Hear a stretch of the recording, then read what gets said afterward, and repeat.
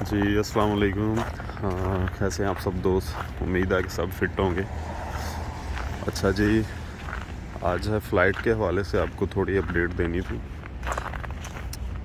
आज 22 दिसंबर है, तो तकरीबन 2 दिन बाद पाकिस्तान से फ़्लाइट आ रही है 24 दिसंबर को।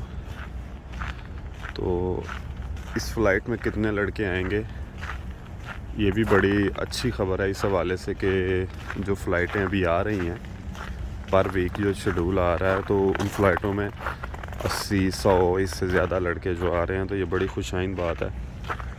तो ये जो 24 दिसंबर को फ़्लाइट आ रही है, ग़ालिबन 26 को पहुंचेगी कोरिया में। तो इस फ़्लाइट में जो इन्फॉर्मेशन है उसके मुताबिक 100 प्लस लड़के इस फ़्लाइट में भी होंगे। तो ये बड़ी अच्छी ख़बर है कि हर फ़्लाइट में, पिछली फ़्लाइट में भी 100 लड़के आए थे, तो इस फ़्लाइट में 100 प्लस हैं, 100 से भी ज़्यादा होंगे लड़के। तो जो लड़के भी इस फ़्लाइट में आ रहे हैं उन सबको पहले तो मुबारकबाद। और दूसरी चीज़ ये कि अभी सर्दी को काफ़ी है कोरिया में, तो आते वक्त जो है वो अपनी जो ज़रूरत की चीज़ें हैं सर्दी को लेकर, इस मौसम को लेकर, वो ज़रूर लेकर आएँ, क्योंकि अभी माइनस में टेम्परेचर चल रहा है, -10, -8, -7।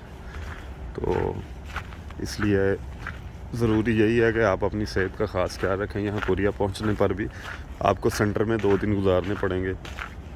अगर आप यानी कि 24 को उधर से फ़्लाइट है, 26 को कोरिया पहुँचते हैं, तो 2 दिन बाद आप कंपनियों में जाएंगे, ग़ालिबन 28 या 29 तारीख़ को।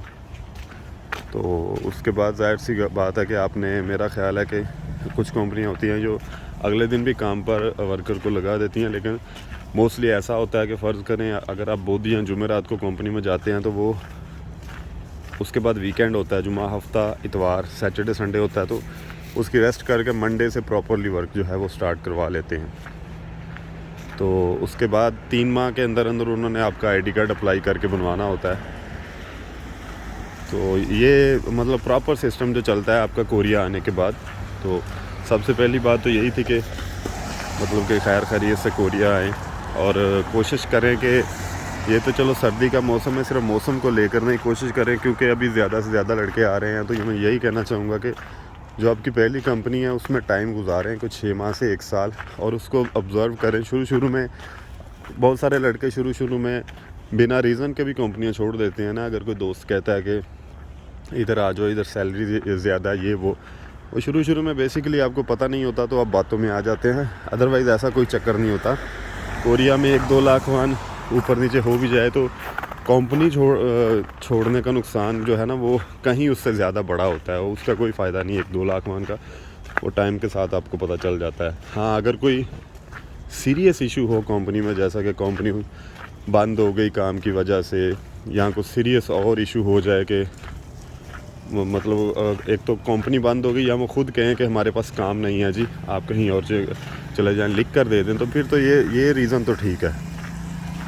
अदरवाइज़ आप मतलब विदाउट रीज़न के किसी की हर चीज़ जो मतलब प्रॉपर आपकी चल रही है, उसके बावजूद आपके किसी दोस्त की बातों में आकर कंपनी छोड़ते हैं, तो उसका आपको टाइम के साथ नुकसान ही होगा। तो बस ठीक है जी, अल्लाह करे आप जो भी ख्वाहिशें लेकर आएँ फ्यूचर के हवाले से, अल्लाह करे कि वो आपकी सारी ख्वाहिशें पूरी हों। तो बाकी भी जैसे जैसे कोई डिटेल आएगी, लकी ड्रा के हवाले से बहुत सारे लड़के क्वेश्चन करते हैं, तो लकी ड्रा इंशाल्लाह होगा नेक्स्ट ईयर मीन के कुछ दिनों बाद, जनवरी में इंशाल्लाह ताला इसकी सारी डिटेल्स आ जाएंगी, उम्मीद है। तो जैसे जैसे इसकी डिटेल आएंगी वो भी आपके साथ शेयर करते रहेंगे। तो इस चीज़ की टेंशन छोड़ दें, जैसे जैसे कोई डिटेल आती जाएगी वक्त के साथ साथ वो इंशाल्लाह ताला आपके साथ शेयर होती रहेगी। तो अपनी दुआ में याद रखें, इंशाल्लाह ताला आपसे अगेन मुलाकात होगी। सुबह का वक्त है, अभी ड्यूटी पे आ रहा हूँ, तो मैंने कहा इसके साथ जो कोई इन्फॉर्मेशन होती है वो भी आपके साथ अपडेट कर दी जाए, शेयर कर दी जाए। अपनी दुआ में याद रखिएगा। अल्लाह ताला आप सब हामी नासिर हो।